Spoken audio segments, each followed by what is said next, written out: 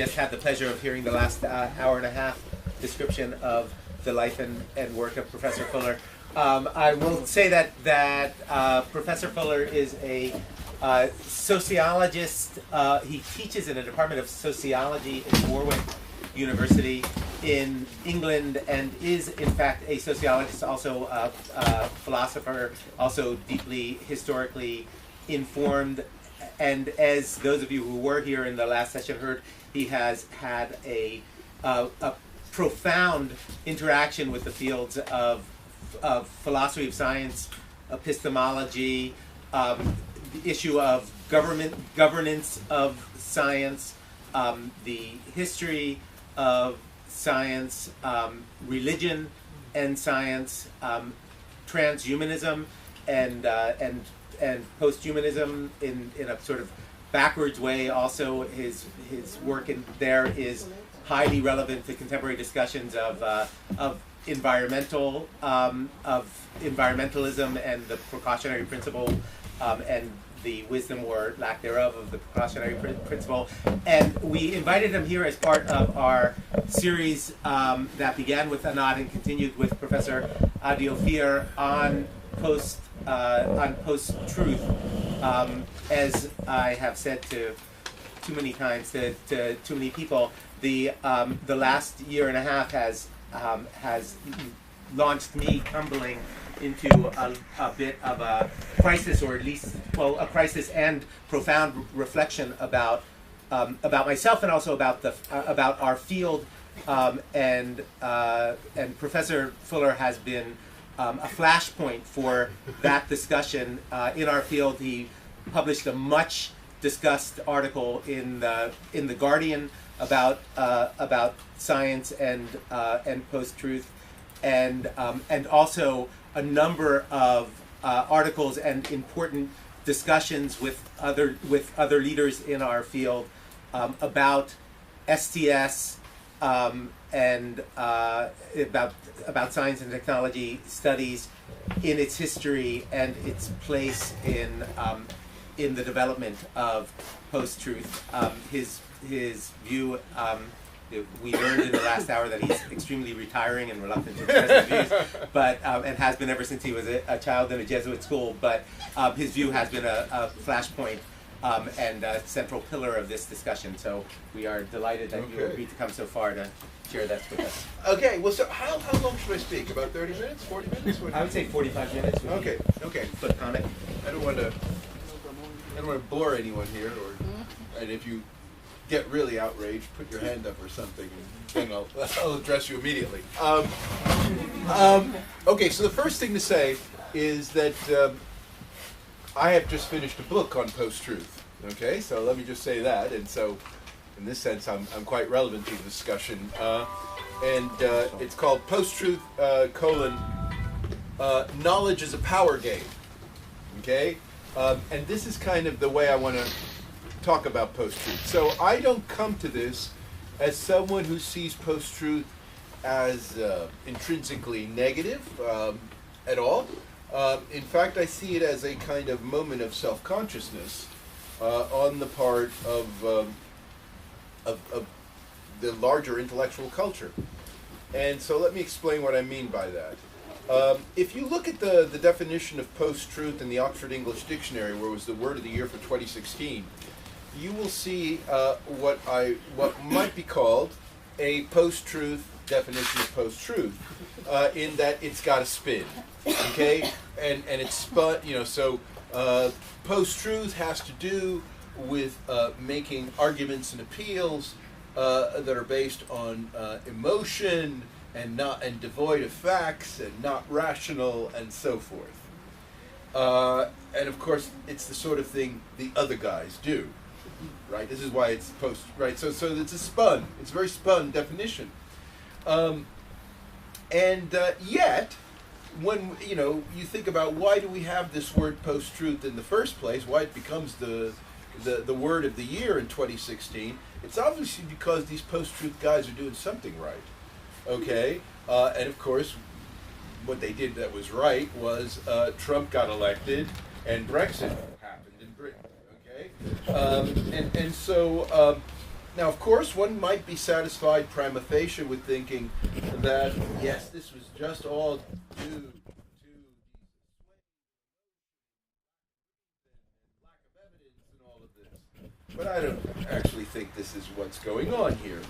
I think something much more complex is going on, and it's something that has been very much, I think, waiting to happen, you might say, for a long time within the history of Western intellectual culture. And I think the short story of it is it's part of democratization. Okay, so in other words, what is being responded to as post-truth in this very negative spin is in fact, getting what you wish for. We wanted to democratize things, and now things are democratized, and this is kind of what it looks like.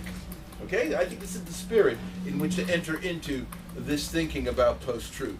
And so I don't see it as something that's going to go away unless one gets rid of democratization, which is of course a possibility.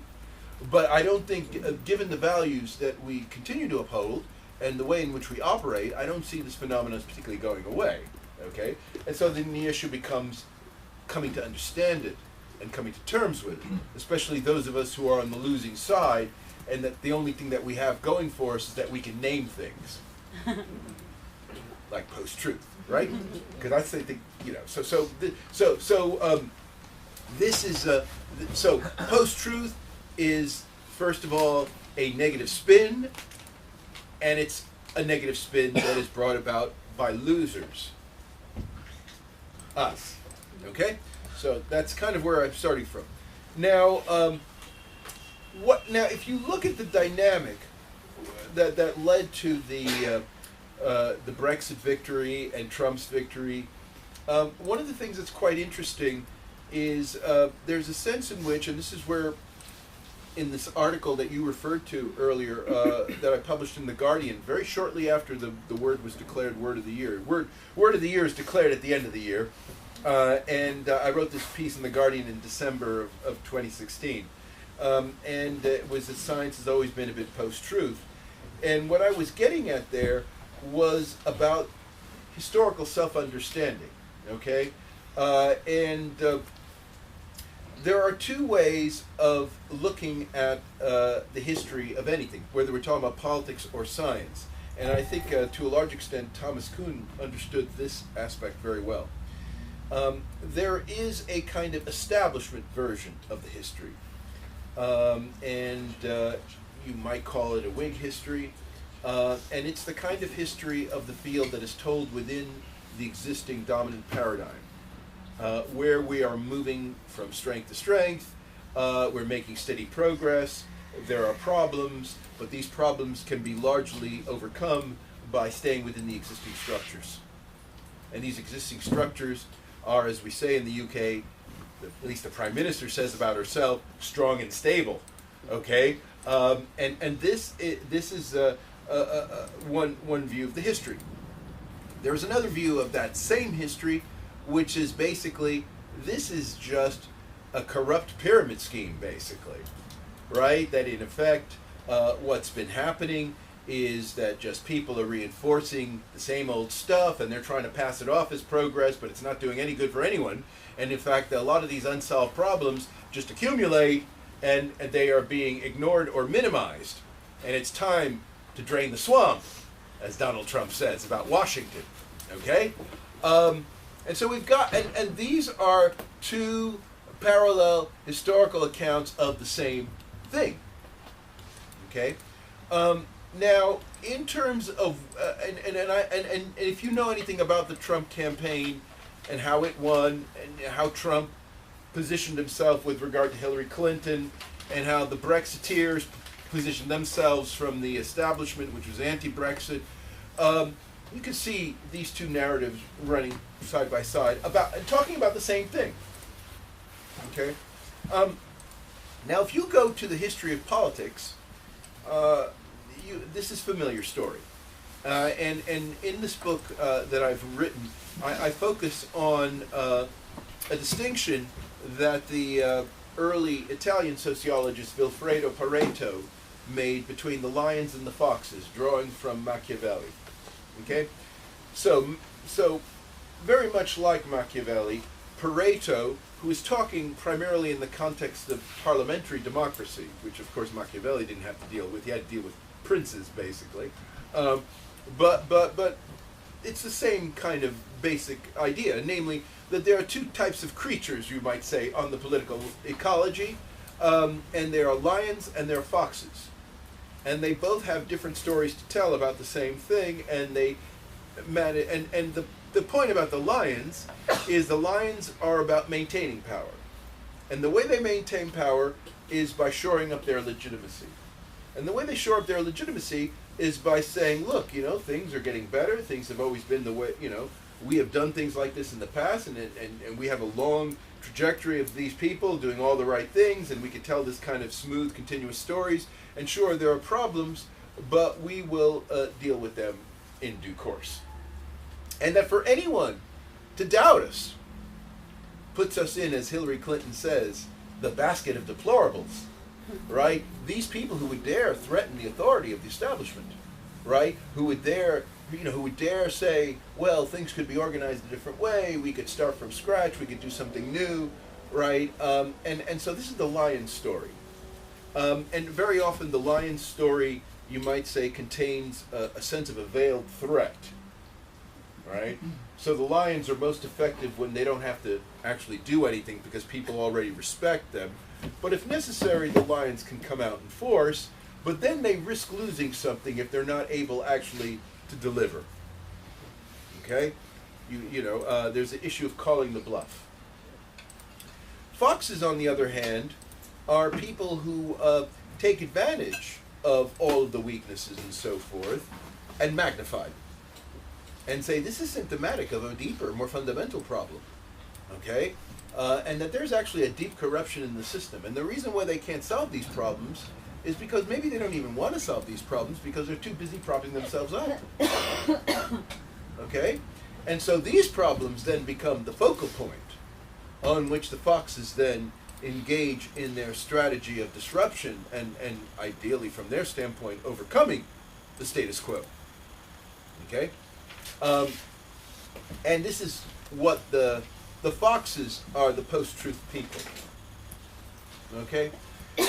Because, of course, the lions have the truth on their side. This is the whole premise of the lions' argument, right? That there's a clear sense of what the truth is, right? It operates by certain kinds of rules. We have certain ways of determining what is right, works and doesn't work, and we are in control of the rules of the game, and we can then define who's it right and wrong and in and out and all the rest of it.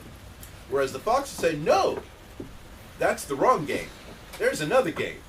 Or there are multiple games, right? So in other words, what the fox is doing, and this is what makes the fox a very post-truth kind of creature, is that the fox is going meta, right? The fox is saying, look, we don't need to take for granted the rules of the game. There's another game we could be playing. And according to that game that I would like you to play, things look really different. And what's up becomes down, and what's down becomes up. Okay? And that's the fox's game.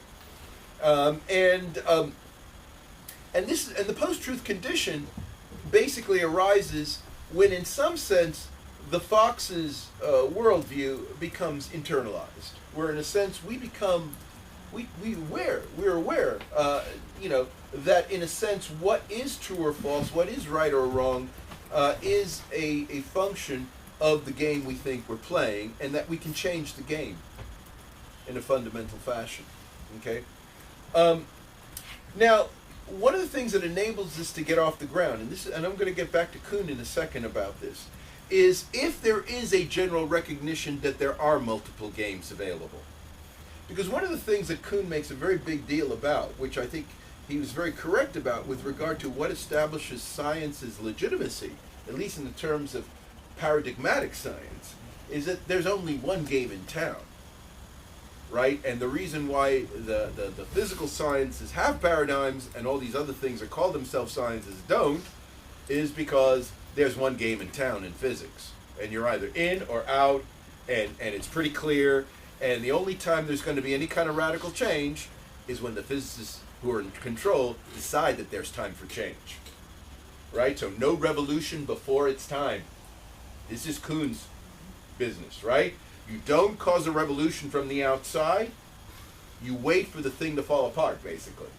That is how a revolution happens. You get a crisis point when not enough anomalies can be solved, and then you're forced for a very brief period of time to think about new foundations, but then you very quickly afterwards sew up all the seams and you write a new history, right? This kind of Orwellian thing that Kuhn talks about in The Structure of Scientific Revolutions, where you actually make it look as though all the things that happened in the past that you still want to consider part of your science, right, are basically leading up to what now is the truth, right? And so this requires an enormous amount of control over the situation, where there's always just one game in town, and that the moment that there is actually an opening for an alternative game is very short, very brief, and there are relatively few players involved. Okay? Now, the Fox's worldview is, of course, to disrupt all that. Right? To get people thinking all the time that there are multiple games available, there are multiple paradigms possible, right? And that there's always everything to play for. Okay? This is, and this gives you a kind of, if you were to take this as the vision of science, you'd get a completely different way of looking at science. In fact, you might start to think that things like the social sciences were the real sciences, right? Where there's a kind of a paradigm almost for every person, right? You would end up getting with this incredibly kind of foxy, critical, where most of the action that's happening is not cumulative, but rather it's critical and so forth. And this is actually, if you look at the history of the circulation of lions and foxes as political elites, this is in fact the kind of pattern that you see, where the lions are all about stabilizing, and when they're ever being threatened, they try to enforce very quickly through some kind of violent stoppage, because they know the longer they keep the conflict going, the worse they look. So they want to end the conflict immediately.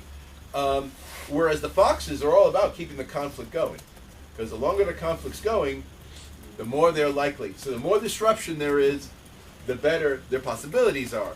The problem becomes when the foxes are actually in power and actually have to do something in a consolidated way. And then the foxes often bite their own tails, right? And they don't last very long. This is kind of part of the point of Pareto's story, actually, right? That the lions are usually the ones in rule, and that the foxes, no matter how clever they are in terms of overcoming the status quo, rarely can agree amongst themselves long enough to be able to run anything in any kind of progressive way. And this is one reason why Pareto thought that, in a sense, you never get real progress. What you get is just these phases of going through a kind of relatively uniform position where progress, such as it is happening within a relatively narrow bandwidth, like within a Kuhnian paradigm. And then what you get is chaos after that for a while, which disrupts things and seems kind of revolutionary and promising, but ends up leading to just a new established order that then establishes its own rules. Okay, this is kind of the way Pareto thought politics worked. And I think if you look at where Kuhn is coming from, this is not so different. In fact, one of the points that I made in the Guardian article, and it was a kind of a centerpiece in this book I wrote about Thomas Kuhn, this published in 2000, was that Kuhn was part of a group of people who, in the 1930s, were involved in what's known as the Pareto Circle at Harvard. So Kuhn's a student, undergraduate student at Harvard in the 1930s, and there's a variety of people ranging from the president, James Bryan Conant, who eventually employs Kuhn after the war to teach the general education programs on the back of which the structure was written, Structure of Scientific Revolutions was written, but also including people like Parsons and Merton and Joseph Schumpeter and all these other Harvard big names that were around at the time. And they were a part of a reading circle that was focused on the works of Pareto, who had just been translated from Italian into English and was widely being touted, again in the early 1930s, as the marks of the master class.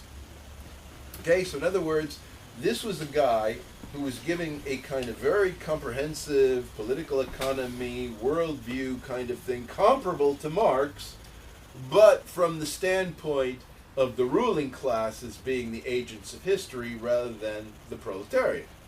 This was the way Pareto was being built.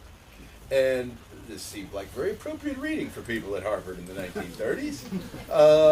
And they took it up. And so Lawrence Henderson, biochemist at the Harvard Medical School, who received a lot of money from the Rockefeller Foundation to study worker fatigue, and, you know, in the factories, of course, that kind of worker fatigue, not the kind that you suffer from.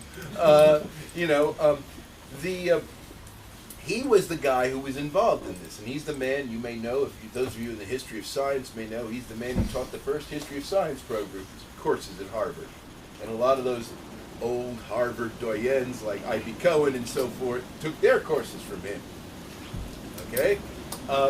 And Lawrence Henderson was the one who was very much involved in getting Pareto translated into English and having his stuff read more widely and so forth.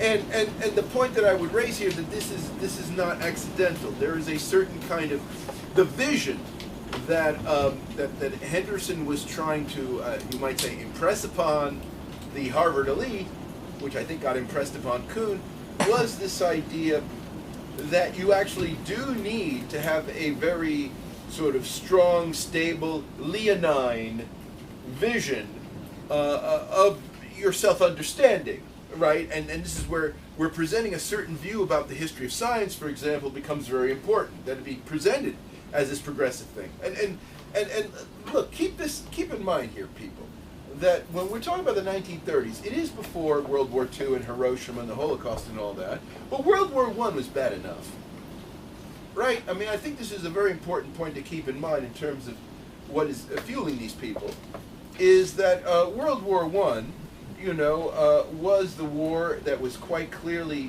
where the German scientific establishment was very much behind the German cause, right? And from the standpoint of the scientific and military involvement that was involved in the war, it was the most devastating that human history had seen up to this point.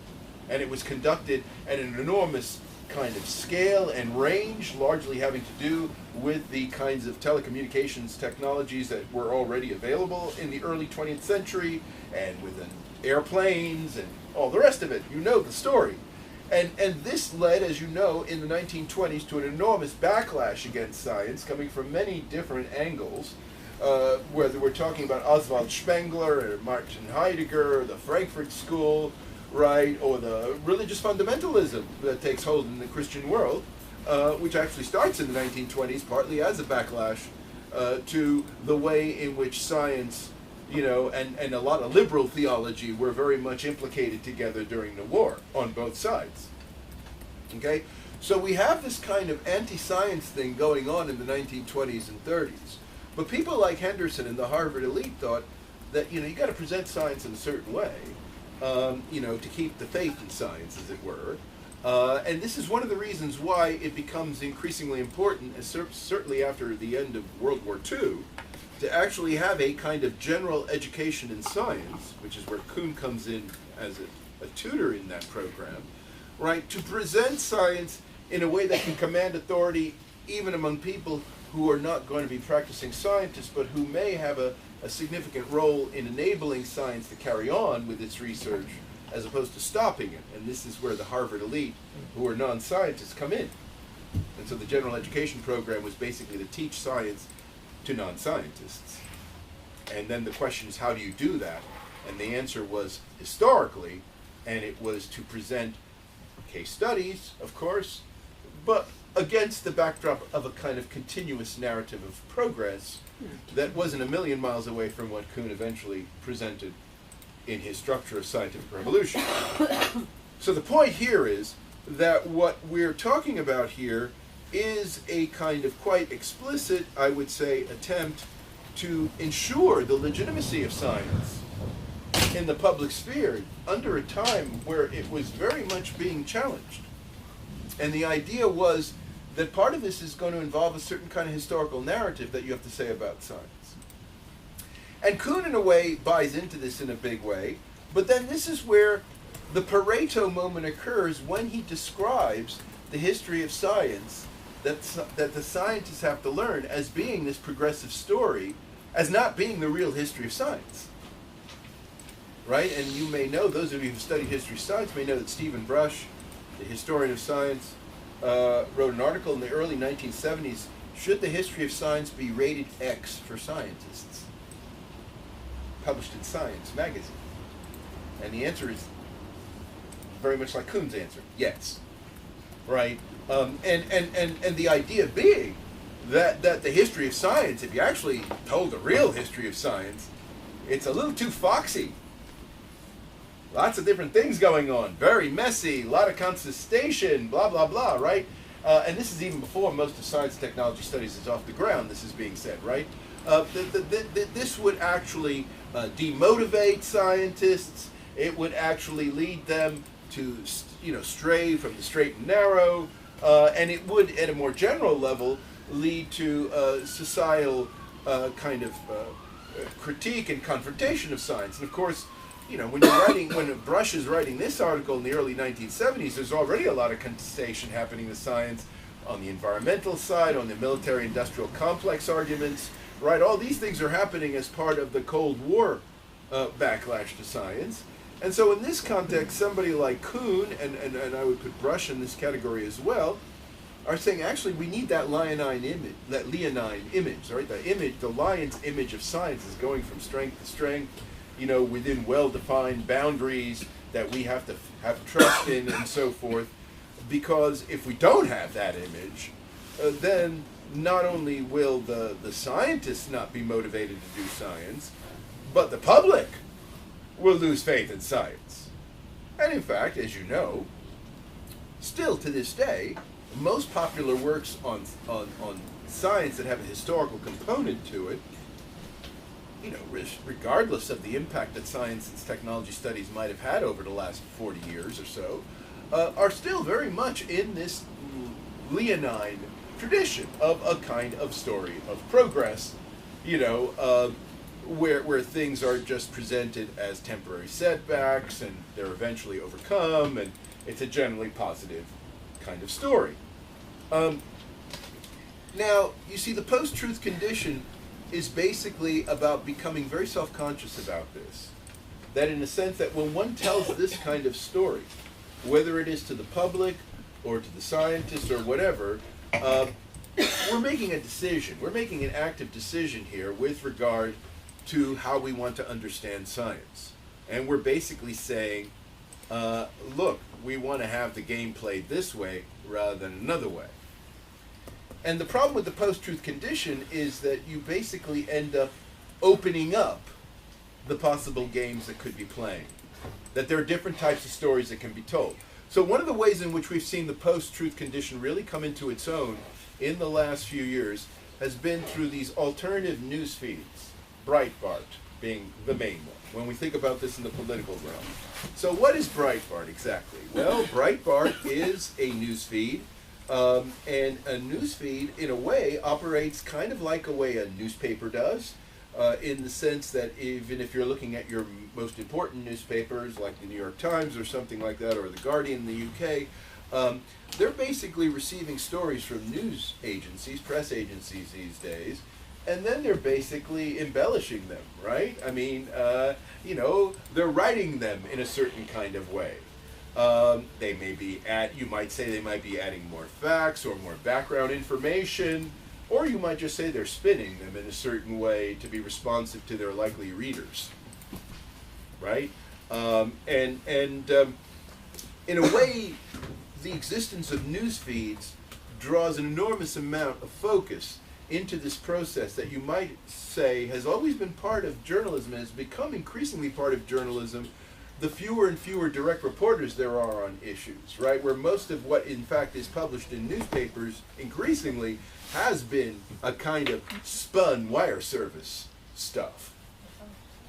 Okay? And people, and the decline of journalism in terms of numbers of people employed in journalism, decline of number of reporters, right? More and more people are basically doing desk jobs in the function of journalism. Okay? So it's not surprising that we get then these news feeds like Breitbart, which are really overt about this, right? There's no real reporting going on there at all, right? It is all cut and paste and spin. But it's done with a very strong understanding of the market that they are appealing to, right? So it's basically really targeted, well targeted, much better targeted than ordinary newspapers are, even though newspapers, of course, historically, certainly in Europe, have been ideologically oriented in various ways. Nevertheless, when you talk about something like Breitbart, it is very targeted. It is very spun in a certain kind of way. But the point that I want to draw attention to here is that, in a sense, this has always been happening within the history of journalism, right? There always has been this kind of framing and spinning and so forth. Okay, it's now just with Breitbart, it gets much more explicit, and in a way, the way it gets explicit is a lot. It has to do with the way in which somebody like Trump, let's say, will start talking about fake news. Okay, so fake news is not that the news is the fake news. Because the interesting thing about fake news is that fake news is actually a concept that gets invented by the Breitbart people to talk about the New York Times. It's not the other way around. Okay, that's the important point, right? And what happens, and what Breitbart successfully does in the process, is to get everybody to play this game. So if you watch CNN, I don't know if you ever watch any of these American, the kind of, I mean, it's one of the things as someone who no longer lives in the United States and doesn't have to be exposed to CNN on a regular basis, only when I'm traveling, it's relentless, right? Every day, that's all these guys spend their time on, is identifying fake news in what Trump is saying, what Trump's people are saying, all the rest of it, okay? Now, of course, Trump began the argument by calling them fake news. And so what you have now is a kind of raised level of consciousness where people now are all the time, whenever they're thinking about what is being reported, they're thinking about the source at the same time. It's become very self-conscious. And they're judging the reliability of the information on the basis of the source. So the frame is always entering the game. Right? So when somebody says, but CNN says, but that's CNN. Okay, this changes things. This changes things a lot, right? So there's no longer, the issue is no longer about who's got it right, but whose game are you playing? Why do you buy CNN's framing of this? Why do you buy Breitbart's framing of this? That's what the game's about, okay? And then once you've decided what game you're playing, then you can start talking about who's right and who's wrong according to what means, okay? So the post-truth condition is that. It's basically about going meta, as we would say in philosophy, with regard to both politics and, increasingly, I would say, with science. Because one of the things that's become very interesting is that you're increasingly, so I'll give you an example, since it was raised earlier when I was interviewed about the intelligent design controversy. Intelligent design is a great example of a very post-truth way, in the way I'm talking about it, of dealing with creationism and evolution. That's better. Because in the past, when you were a creationist, what you just did was you cited the Bible and you said, well, because the Bible says so, all this Darwinist stuff has got to be rubbish. And of course, if you're a scientist, you would say, no, sorry, you're not even doing science. You're doing something else. It was easy to dismiss. Well, intelligent design doesn't do that, right? Intelligent design claims to be playing the scientist game. And so it tries to present its arguments in ways that, first of all, show the inadequacies or gaps in what the science itself of evolution says, and then trying in its own way to provide alternatives and so forth.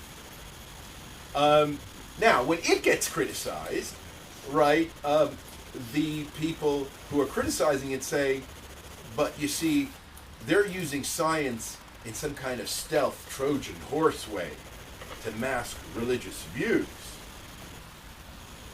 But if you respond, but look, if it looks like science, if it sounds like science, if it quacks like science, It doesn't though. What? Most of the time it doesn't though. Not. There's a difference between saying something is false and saying it's not science. Right? And this is the issue. This is what the issue boils down to. And also there's a question about whether what we're talking about, whether, and this is where it gets to the post-truth point in a really deep way, whether the range of alternative hypotheses that are being entertained to explain the stuff that everybody agrees cannot be explained is open enough. Right? So there are certain things within even the evolutionary record, as all the biologists understand, that cannot be explained by the normal kinds of ways. And then the question becomes, how open are you to alternative explanations? And this is the post-truth moment.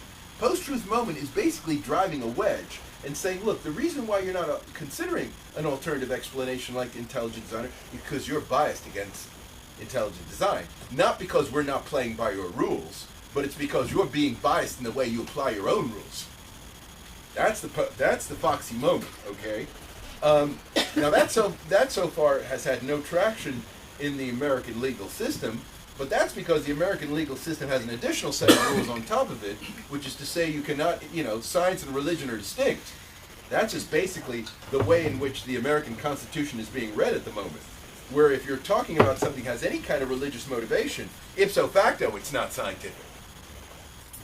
Right? But that's an additional standard. And some people are going to say, why do we have that standard? Why don't we just look at whether there are alternative explanations for phenomena everybody agrees cannot be understood? There aren't any criticisms that have been pointed out by intelligent designers that haven't already been understood by scientists. They've been understood, but they haven't been addressed. Yeah, this is the point. They're understood, but not addressed. And the question is, why can't they be addressed? So the only novel component that intelligent designers are actually offering on the table is to say, why don't you take into account the possibility of an intelligent design? Exactly. That's it. No.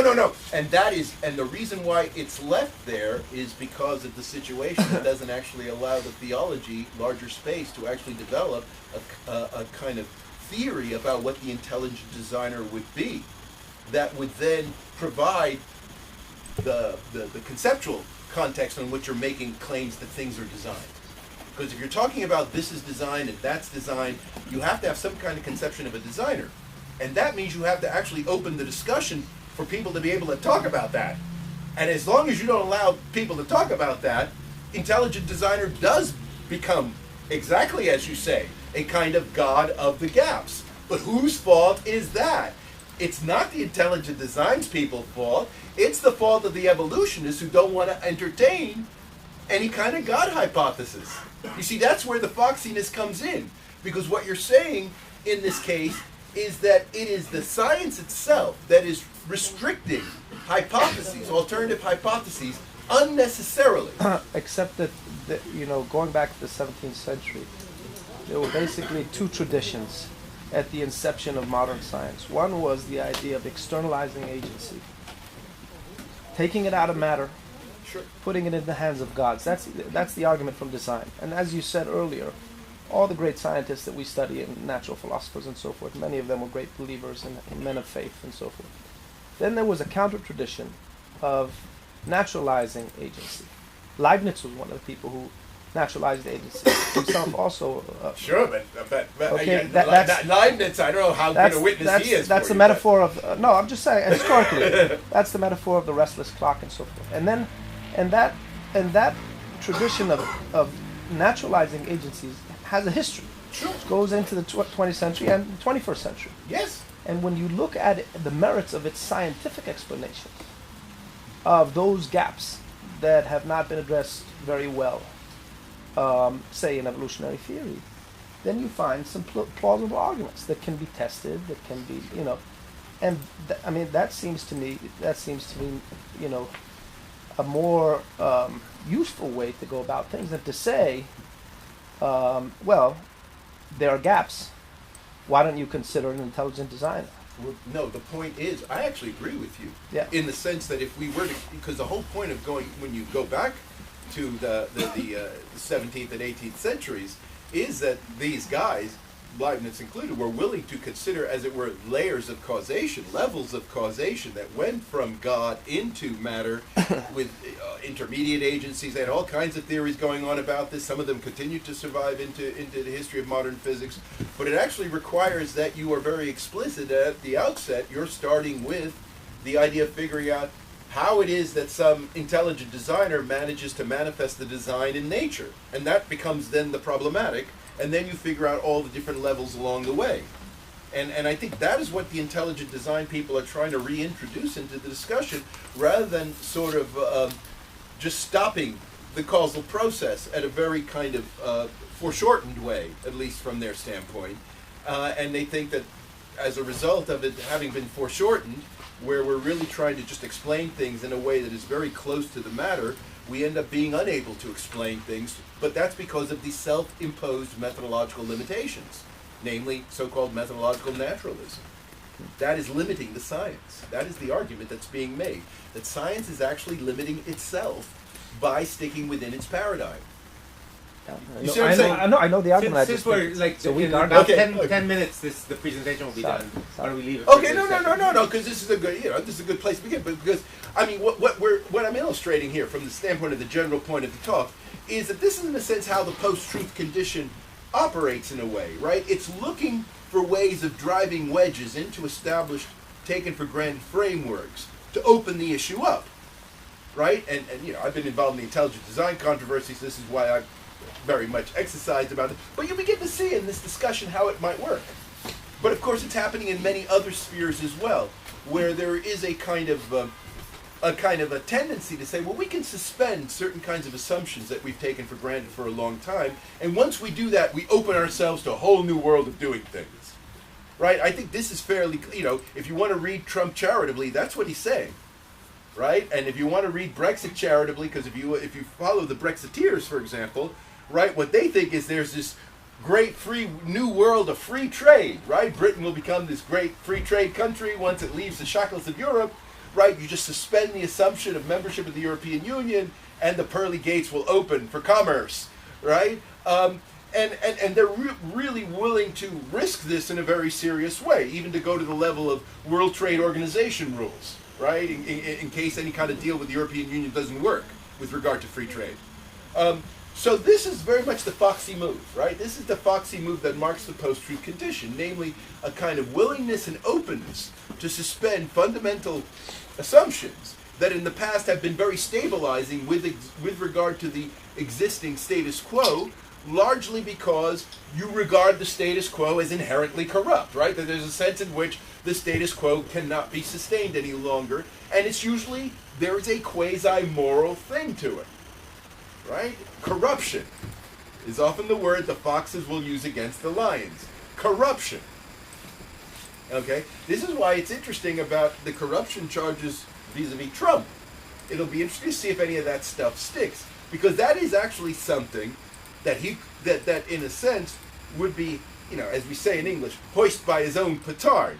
Right? Because his main claims against the opposition has been about corruption. Fundamental corruption, right? And that is very much the fox's calling card. This system that has maintained a stable order is just a pyramid scheme. And you see, in the case of science, this is an easy argument to make if you think about the peer review system, if you think about all the problems involved with that, which again have already been voiced at a sociological level by other people with lots of other different grievances in mind, right? Not just intelligent design people, but all kinds of other people have believed that the peer review system is in some way rigged and all the rest of it, right? So there is already a kind of seething kind of fount of pre-existing grievance that can then be used to launch these charges of corruption that could potentially overcome the established order. The question is what you do once you get there. But intelligent design, I see as just kind of, one part of a general sort of trend that's going on now. And I'll conclude. The reason why I see this trend happening now, and this goes back to the way I began the talk, is its democratization. So in other words, the ability and the kind of willingness of people to be able to make judgments for themselves about politics, about science, has increased. It's increased not only because people are more educated, but that's of course important, but also because of access that people have to the internet. I think that's incredibly important. And in particular, the thing about the internet that matters is that you can enter into any topic at whatever register is suitable for you, right? The internet allows multi-access, and that is really important in terms of democratizing access to knowledge, okay?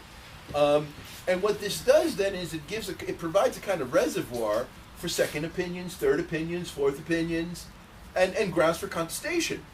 You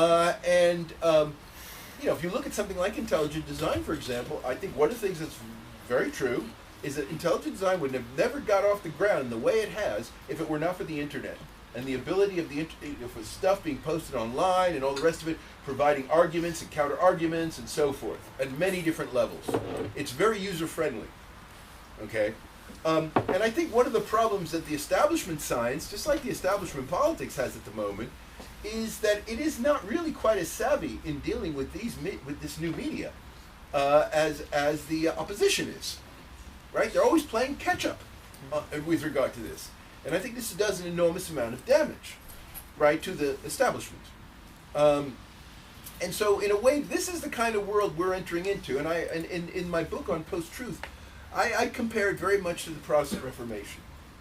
You know, where this is the moment in the history of Christianity where the Christians take the religion into their own hands. They no longer trust the priests. They they read the Bible for themselves. They read the Bible not necessarily in the original languages, but in their own languages, the vulgar, right, the Vulgate versions of the Bible that get produced as a result of the invention of the printing press and throughout Europe and the Renaissance and so forth. What this does is it then provides this kind of new environment, right, where people now are coming up with their own understandings of Christianity based on an encounter with the sacred book, right, that they can make sense of, and where the sacred book is actually telling them they're creating the image and likeness of God. And so they're going to take that seriously, now that they understand what it says on the page, okay? And I think this is kind of the spirit in which people are now, you know, coming up with their own views about science and wanting to see alternative views being promoted. And so a lot of views that in the past we would have thought as defunct, like creationism, like a lot of New Age medicine, homeopathy, all this kind of stuff, right? They got second, third lives. These things are now revived, and they're now revived in a kind of scientific guise as well, right? You think about Deepak Chopra, right? That man. And that man actually, you know, he has reputable co-authors who, you know, if you know his book Super Brained, right? It's co-authored with Rudolf Tanzi of the, you know, Harvard Medical School, expert on Alzheimer's disease. Okay, so you're getting, it's a different, the game has been raised, right? The game has definitely been raised now, and insofar as one still wants to continue defending an establishment notion of science, like a Roman Catholic Church, one's going to have to do this on different grounds. One can't just say you can just sort of, you know, cast anathema and curses upon the people who are the heretics and so forth. No, they've got their own constituencies, their own bases, you know, of finance. They've got their own propaganda networks. They're doing perfectly fine in a way. If anything, the establishment has to worry about how it continues to sustain itself. And as you may recall, and I'll end on this point, that when the Catholic Church did have to respond to the Protestant Reformation, one of the first things they did was to create the Jesuits, right? The Jesuits were the official way within the to deal with the Protestant menace. And I'm a product of that education, and so I find myself very uniquely positioned with regard to the kind of times that we're in at the moment, okay? Because the thing about the Jesuits, which enabled them to have all this kind of room for maneuver that they had within the history of the Catholic Church, has been the fact that they had to a large extent, internalize the mentality of the opposition in order to fight them more effectively. That was part of what they were up to, and they were given a lot of license to do that, okay? And as you know from the history of science, became very significant contributors, very much as kind of ushering figures, midwiving figures, you might say, right? And I think this is kind of what we need to be thinking about now, people. right, in terms of how we position ourselves with regard to this change going on, right? That there's a need for, within the scholarly community I'm addressing here in science technology studies, a certain kind of Jesuitry might be we're thinking about here in terms of how this kind of role could be facilitated. So we're not on one or the other side, but we're actually acting as a kind of midwife in a way. And I'll stop here and open it up.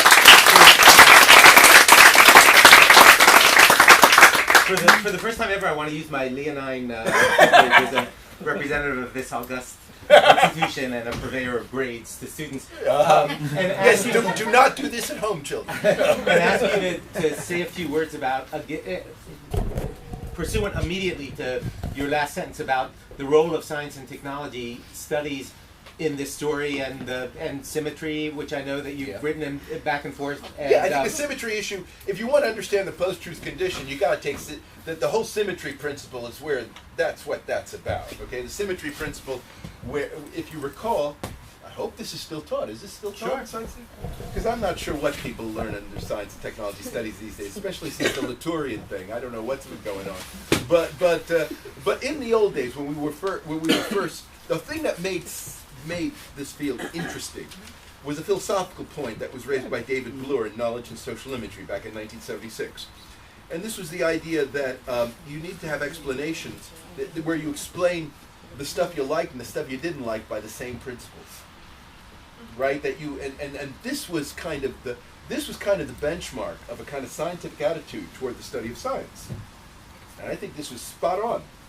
This is one lesson that we lose at our peril. And in a sense, what the post-truth condition is turning this into a kind of worldview, turning symmetry into a kind of worldview, where there's a sense in which what you're looking for is you're looking for a kind of a level playing field, but obviously the way it's being used by the foxes is to give them advantage, right? So with regard to the intelligent design controversy, for example, right? If you're a believer in intelligent design, the first step in your argument is going to say, hey, you should have a procedure for evaluating scientific claims that don't presuppose in advance that evolution is right. You've got to have a view that's kind of neutral with regard to whether evolution is right. And that's the symmetry principle, right? You need a scientific method that can operate in a way that doesn't start off being prejudiced against a particular kind of theory that is being tested. Okay? And in fact, you know, this is one of the things I would say that Karl Popper was trying to get at with falsifiability, right? That falsifiability was in a way his idea of trying to address this point, namely that if all you're doing is trying to validate theories that you've already believe are true, right? You know, you'll just carry on doing it. You know, J.B.S. Haldane famously said, "You don't find a rabbit in a Cambrian level. You just don't. Right. You don't. Okay. So fair enough. I agree. No, so there might be claims, say in evolutionary theory, that are not falsifiable. They're not good science. All the rest are falsifiable and are good science. I never said evolutionary theory wasn't falsifiable. Right. No, in fact, some people think it will be proved false, actually. So it is falsifiable. Right, okay. But among other things, we have been producing food for foxes. Yes, and metaphorically, maybe even literally. I was thinking about, you know, what the rubbish we throw out, that's with the foxes who go into our bins, at least in Britain. But the thing is that yes, that's right. I would say that STS has been the main intellectual provider of foxiness, right? And so I can tell you, intelligent design people, a lot of these other, you know, kind of counter establishments, science groups learn a lot from STS. And in fact, during the science wars, this became very evident. Okay, and this is one of the things that led, you know, in the end, Bruno Latour, in that notorious 2004 article in Critical Inquiry, to basically backpedal to square one. Okay, so we really didn't mean it, you know, and I don't mean to be supporting people who deny climate change, and I don't mean to support people who believe smoking doesn't cause cancer and all this kind of stuff. But my view is, actually, we do provide the intellectual ammunition for this, and the thing is that we should own it, and we should think about it in interesting, creative ways. And I don't think it's an unmitigated disaster by any means. I don't think there's anything wrong with opening up the playing field of science to other alternative hypotheses and things like that. I don't see the problem. I really don't.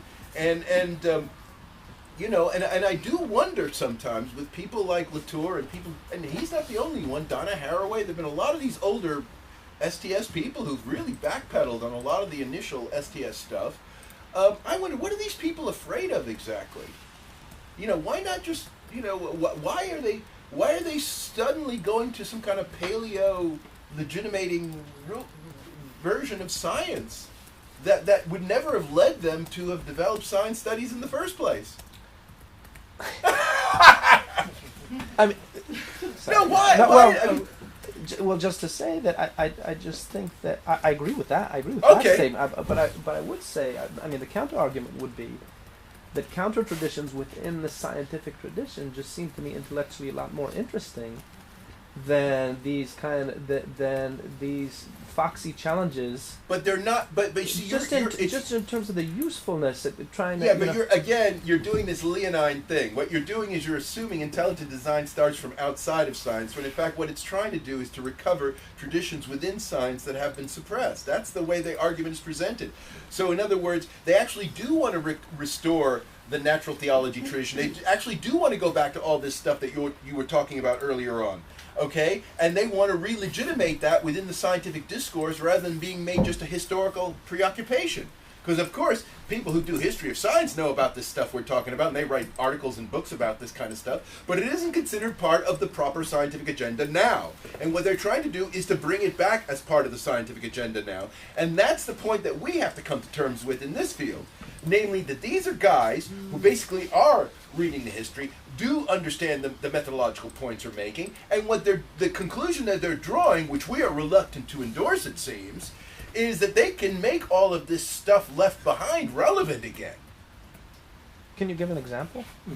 Well, look, I mean, it seems to me that one of the problems I think we have at the moment is that the history that you just said about the way in which divine agency got naturalized within the history of physics and all the rest of that kind of stuff, we can go back to that and we can say, well, was that exactly the right thing to have done, especially leaving the theology part behind with regard to our understandings of notion of intelligibility, for example, right? The concept of intelligibility remains a key concept within the sciences in terms of what counts as an explanation, and historically intelligibility did have connections with the idea that because we're creating the image and likeness of God, what we find intelligible is somehow reflective of some kind of larger sense of intelligibility.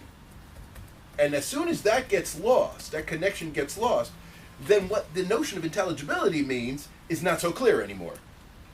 Because intelligibility then just means what human beings this minute think, right? I mean, this is the problem, right? Very fundamental notions that have been important in guiding the scientific inquiry lose a lot of their metaphysical grounding once the theology is taken away in the way in which it has been done.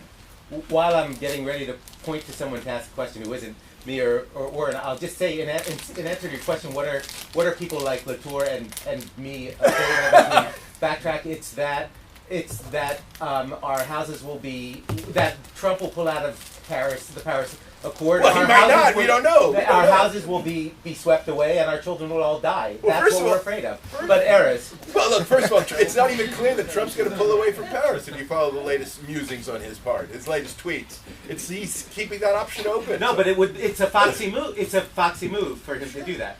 Sure, it's true. I don't endorse what every fox does. Okay, so but the point is, I do endorse foxiness. That's all I'm saying. Doesn't mean that No, I'm right. I'm not imputing that to you. But no, that's don't the say problem with I'm not foxiness informing Trump's climate policy. Okay, but it's hard to. Well, anyway, I don't want to speak anymore. But I'll take up on the climate change issue. Yeah. Because that's what I'm researching. So I'd like to ask you what role maybe you think that climate change as an issue has had historically in the post-truth where we are now. Well, if you go back to that 2004 article from Latour, he's already talking about it, right? He's using that as one of the things that is grounding his retreat from social constructivism and all that. If I can just elaborate just for a second, is that if you think of it historically, if we replace mutually assured destruction from nuclear weapons with industrial mutually assured destruction, in a sense, you know, with the but see, Cold War, it's a tricky analogy because mutually assured destruction never happened. and it might not never happen with industrial. Exactly, that's what I'm saying. You got to be careful how you play that analogy. I want to kind of challenge you on the foxes and lion analogy or metaphor rather, because if you look at in the climate change issue, if you look in the science or at the science side, you see a lot of foxiness on the science side, because you see environmental sciences or people from the environmental research areas, so they're being really foxy towards the market economy, saying there's an alternative to nature too. There's an alternative to what we see as the nature of the market economy in a sense, and we can have a non-carbon based market economy, and we can do it in a reasonable and very, very fastidious kind of you mean manner. Lovins? This guy Lovins? Well, if you think of climate change from the Lovins? beginning, from 1988, okay, we have to reduce carbon emissions by 20% or Sure. for how many stuff, and then you have the other side, which let's say the right side or the conservative side, being the more lioness kind of people who say, okay, we're more conservative of the market economy, while the scientists are being kind of foxiness on their side, and then you have the other side. Responding to that with their own foxiness and saying, okay, your science is full of uncertainties and full of goals. And the market economy or nature too cannot be replaced by the nature one that you're trying to enforce upon us, not in the pace that you're thinking of. So if you look at the progression of climate change and the kind of conflict around it, it's like, okay, what science did to put them in the place of post-truth is kind of responsible with the inconvenient truth and moving onwards. And putting themselves in a place. It's not only STS giving, you know, fodder to people. I mean, the scientists have been pretty responsible along the way with their own foxiness. I don't deny this. I don't deny this, but I also do think. I mean, so yes. So I don't disagree with what you're saying. In fact, as you were talking, I was thinking of all kinds of different kind of foxy moves that have been made in the environmental argument. So, for example, I'm a fellow at the Breakthrough Institute in Oakland, California, which is eco-modernist. Okay? And so eco-modernists, they accept that climate change is happening and all that. So it's not like a disagreement on the facts, but there's a question about what do you do about it. And so they're kind of the necessity is the mother of invention. And so they're talking about all kinds of smart innovations that can take place. Right, and they're also big on nuclear, right? They're big on nuclear, and so they're basically a kind of high-tech approach to saving the environment that would involve lots of capital development, right? Coming up with innovations, and so it would look really good from an economic standpoint, but it would somehow save the environment, right? There was this thing called the Hartwell paper that came out a few years ago in England, which also had a very similar kind of line. I'm sympathetic to this kind. Now that's very foxy, right? That's very it's very explicitly pro-capitalistic and all the rest of it. And they say, look, the smart money will be on innovations, just like it's always in innovation. And there's no point in sticking with these fossil fuel industries that are dying anyway. And you can already see this from the purely capitalistic standpoint. Now is the time, we've got an incentive, because we might be destroying the world otherwise, to actually come up with all these radical new innovations that will be able to provide clean energy. Why not? You see? That's cool. Right? So yeah, that's foxiness going on. All kinds of foxiness, no problem. So thanks again. Uh-huh. I would like to ask you, okay, so many people, me included, are very fond of the underdog view, even if we don't adopt it. Mm-hmm. So what's your own personal criteria for choosing to go with this fox but not with that fox? Oh, well, that's tricky. If you ask me, it's a personal question. I always say play to your strengths. That's always my answer to almost all these kinds of questions. You play to your strengths. In other words, where do you think you can be most effective? And epistemically?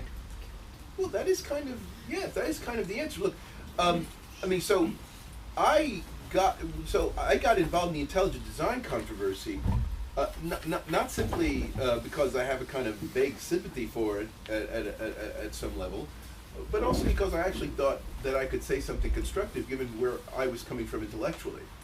Okay? You know, in a way that I couldn't do, let's say, with New Age medicine, even though I may have some vague sympathy with that too. Right? So there's a sense in which you kind of, you play to your strengths. I don't think, I mean, remember, so there's that issue. Maybe the question, I'm trying to get a sense of what you're actually asking. All right, so are you asking, like, how do you decide who a winner is among the foxes? Is that what your question? No, I said... I'm not quite, because I've been giving the question from the standpoint of how I make a decision personally, but maybe you're asking something a little more strategic. Might be. Picking winners. This is what you're talking about. It's not about that. Look, sometimes we have a points of view which obviously we're sympathetic with or we can understand, but we don't share it. Sometimes we do share it. Sometimes we do take the underdog point of view. If it's not the authority or if it's not the mainstream. And my question to you, and obviously it's in regard to science as well, it's politics as well, is that once you recognize the lions, which are very easily to recognize,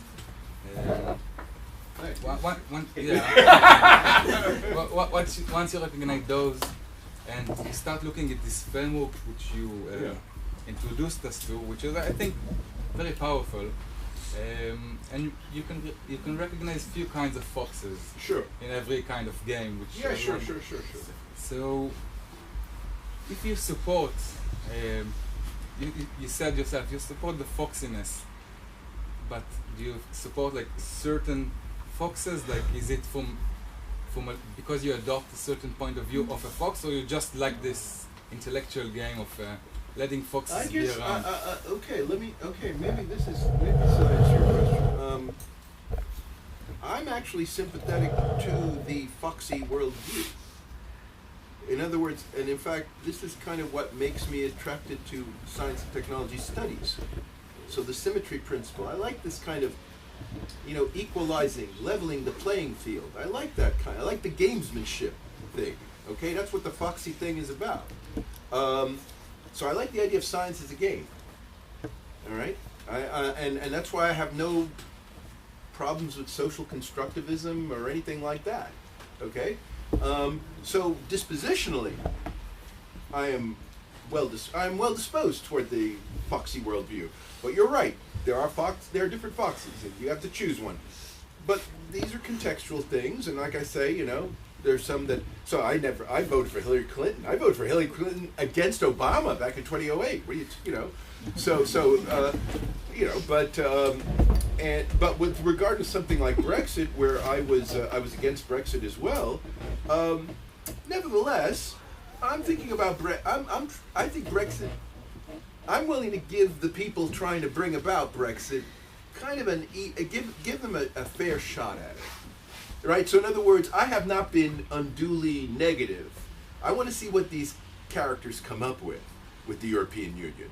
So I'm kind of, that's part of the whole business about being receptive to foxes, is that you have to kind of give these people at least enough rope to hang themselves with.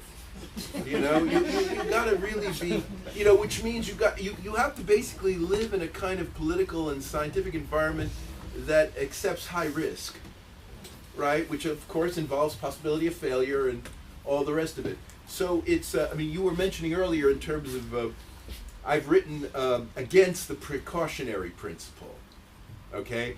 And so the precautionary principle is about, above all, do no harm. Well, I don't know if that's real. I think if you could do some real good, take a risk on harm.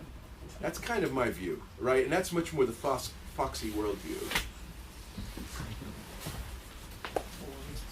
Yeah. First of all, thank you. Very interesting. I wanted to know your view about, is there room for experts at all in this post-truth? Yeah. Because it doesn't matter if what they discover is real or not, if it's true or not. Because you can be a non-expert and just question what they learned or studied for tens of years? Okay, I think this is a very good question, and throughout my entire career, even before all this post-truth stuff came about, I've always been very critical, even skeptical, of the concept of expertise. So I'm kind of at the opposite end of Harry Collins, if you know. Harry Collins, if he believes in nothing else, he believes that there's expertise in the world. And I'm not so sure.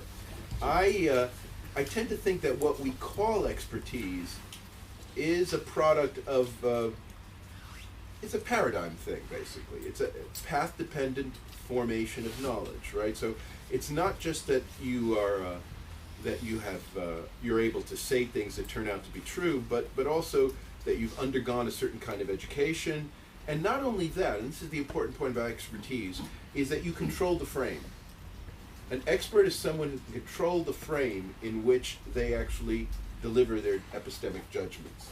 And that's why expertise is something where if you're really an expert, you know when you've got it and when you don't, because it's all about the framing, okay? And the way experts get authority in the public sphere, when the public sphere is by definition relatively unframed, is that they are able to impose their frame on the public sphere.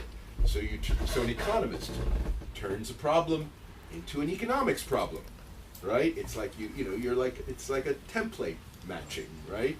And you're given the space to do that. And that's how expertise works its magic, right? Expertise basically treats a kind of amorphous problem in the public sphere and turns it into something that makes sense in terms of the paradigm. And if they've got really good control over the situation, even when things go wrong, they can explain it away, right? So even when the paradigm doesn't work, they can do some ad hoc thing that keeps their expertise afloat. And I think that this is a notion that will be increasingly challenged, because the way in which expertise is normally maintained from a sociological standpoint is basically by other experts vouching for you, right? So as long as the rest of the expert community that you're supposedly an expert in says, yes, what he did was, even though the consequences were totally screwy, nevertheless, he didn't lose his credentials as an economist over doing this, right? He continues to be an expert. But when you withdraw the support, he's no longer an expert. He's just some crazy guy. Okay? So I do think expertise has a very strong sociological component that should not be underestimated, and has to do with this ability of a kind of collective endorsement of what the person is doing. Okay? And but its relationship to the reliability of the judgment, I'm not so sure. I'm not so sure whether experts necessarily are more reliable than non-experts, but I do know that experts will be able to control the frame of whatever happens. So they'll be able to explain away whatever errors they make more effectively. They'll be able to discount errors more effectively than non-experts will, that's for sure. So there is a strong sociological component to expertise, which should not be underestimated. And I think that is going to be challenged increasingly in coming years. That one can end up making the right judgments about things, but come from completely different intellectual standpoints, some of which may not involve the validation of normally constituted forms of expertise. Why not? Arella and then I'll start that it's very clear that after Trump has risen to government, he resembled Kuhn's statements. This was not very vague. But the question that evoked was, who would you drop to the trash can, Kuhn or Trump? Both! Now, for me, I'm not as attached to Kuhn as to stick to Trump. You mean, so, but I think there is maybe a way to still save Kuhn without sticking to Trump. I know. Which would be to make few distinctions, because the picture you describe is very, very abstract, and we don't go into the details, which might clarify some things. The details about the players, the different players, the tempo of changing paradigms, the framework in which is common and that everyone would agree on in spite of the paradigm shift. And moreover, I think if you would try to push lines between the different players, there is Newton, Einstein, and Kuhn, and then there's Trump and Clinton. Who is Trump for you? I think he plays for you two parts, the Kuhn and the Einstein. You see? And I think that's illegal. No, look. The point about Trump is that Trump is the kind of person, let's put it this way. From Kuhn's standpoint, if Kuhn were doing a theory of politics rather than a theory of science, Hillary Clinton should have won the election, right? And that Trump actually doesn't figure at all. There is no Trump-like figure in Kuhn's theory. Okay, you might say Right. Einstein is, except that No, I don't say. I say you say that Trump says we can make another game, like Kuhn says. But he also plays the Einstein, which comes with a different paradigm. You see, that's what I think is right. problematic. No. That's right, and that's why. See, this is where I think there is a limitation to the analogy, right? Because there's a sense in which Trump has done something much more radical in a way than Kuhn would allow within his theory of science. Exactly. Right? Yeah. Yes, I think that's true, and that's because Kuhn's theory of science. So I have this kind of general Pareto view of looking at things of lions and foxes. Okay, Kuhn, I think, is really talking about that story from the lion's standpoint only. So the foxes always look like temporary disruptions that then get overturned with new lions. And that was kind of Pareto's view as well, in fact. But I'm treating the lions and the foxes as kind of equal players, where the foxes can cause some serious deliberate damage at a point. And this is where Trump, so Trump is like that kind of a fox. I wonder if Fire Robin wasn't taking the fox's eye point of view of the whole Well, thing. yeah, see, Fire Robin is someone, kind of, except that Fire Robin, and one reason, because people sometimes I get asked this question, why don't I talk more about Fire Robin? It's because I always understand Fire Robin not so much to be he's obviously critical and counter-establishment and all that, but I think he's someone who at the end believed in a sort of, how should we say, kind of devolution of science, where you allow many different kinds of sciences to happen, but not necessarily in a conflictual mode. Anything goes, right? Yeah, whereas I'm talking much more about conflict. Right. Third, and then Tippy. I was intrigued by the comparison you drew between Protestants and creationists. Yeah. But the Protestant revolution was in fact the Catholic revolution, right? And the creationists say they are science, right? Yeah. But I'm not so sure, or maybe you aren't sure. I don't know what to make of it.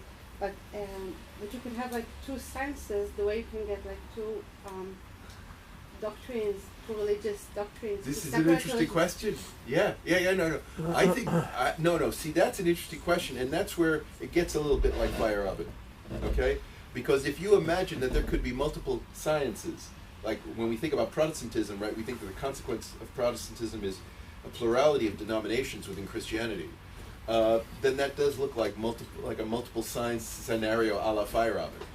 So that is one way of thinking about what I call prot science, actually, in my writings. So yes, that is possible, and I mean, but it would be if you imagine, because I do think that our notions of what scientific knowledge is, regardless of all of this stuff about the disunity of the sciences and all this Stanford School stuff that was popular 20 years ago, I still think there's still this kind of univocal conception of science that is very important in terms of giving science legitimacy, and that if you actually did pluralize science, because remember what happened when Christianity got pluralized, secularism came within the following century, right? The theology really started dissipating in a very serious way, and the whole hold of the legitimacy of religion in the public sphere fell through the floor. Pluralism had Yeah, pluralism. Well, yeah, but pluralism basically destroyed, right, religious legitimacy, and so one wonders if you actually had a real plurality of sciences, whether that would happen to science as a concept as well as a form of legitimacy. Would it be science? Well, this is the thing. Yes. Well, a lot of there are people who kind of wonder. There are a lot of people who wonder whether all those Protestant denominations ought to be taken seriously as Christianity. Yeah. I mean, so, but that, you're right. If you pursue that historical analogy, there is an interesting question about whether you can continue to have a sense of scientific legitimacy with a plurality of sciences. That I do think is an interesting normative question, because so much of the normative thrust of science does have to do with a kind of univocal understanding that all the scientists know what science is, and they know what is science and what is not science, et cetera, et cetera. It seems to be happening in medicine more than our parents would ever have believed. Yes, that's true. You're absolutely right. Siddhi? Hi, thank you. I'd like to clarify something for myself. When you answered to Ariella, I sense that you disagree with Kuhn when you said that Kuhn says that the foxes are like the temporal state. Yeah. And then again, you say you have like certain prophecy that they will hang themselves, those foxes. And Well, okay, historically that then- does happen, yes. And then I have a question. Maybe it is a paradigm and not just temporal thing. Well, this is why I still talk about Kuhn, right? I mean, I have Yeah. an ambivalent feeling Because it's like- about that. Yeah, It's like when you cry wolf, yeah. and then you cry another wolf, and then no one believes what you say, then you can say everything you want to say. Then you're not a fox anymore, you're just a lion. But in a different way, in a different paradigm. You say, I will say everything I want to say, and no one believes that, so I can say everything. Yeah, This yeah. is my rule, Yeah. this is my lioness. No, but there are.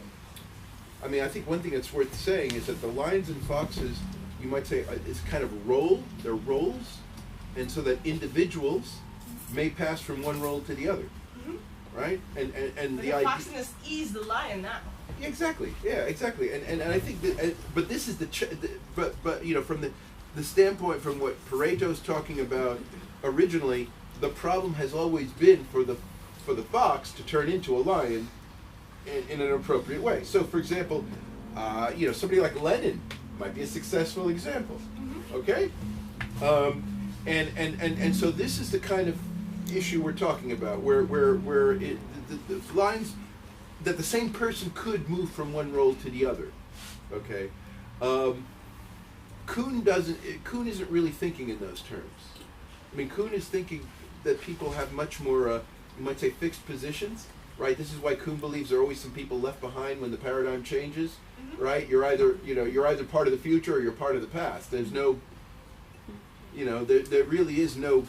He doesn't talk about people making transitions, right? Except for the people who are actually the revolutionaries who can see what they're going to. What is your standpoint in this matter? Well, like I said, I have a naturally kind of foxy disposition. Your stand. Yeah, and I do think, but there is a question about. Well, let's put it this way. See, here's the thing about me. I am really not very conservative at all. In other words, I don't have a lot of the normative attachment to the idea of the stable kind of social arrangements that other people find very attractive. So I do tend to think, to at least hope that we can actually have a lot of different temporary orders. No, but it's still foxes and lions are a part of the same kingdom. Yeah. And while now there's a feeling that the foxes, I mean, this like humans and something which is not human anymore. I mean, there's something very conservative about the analogy in that sense. That foxes and lions are still, part of the same jungle. Yeah. I just what I'm wondering is just how many lions do we need at the end? You know, if we're talking about the ecology aspect of this, right? Whether maybe we could cull a few lions, you know, and Lock them up. yeah, like yeah, Hillary. Hey, I voted for her twice. Don't. Okay, I think that can be our ending point. Thank you so much for making it long.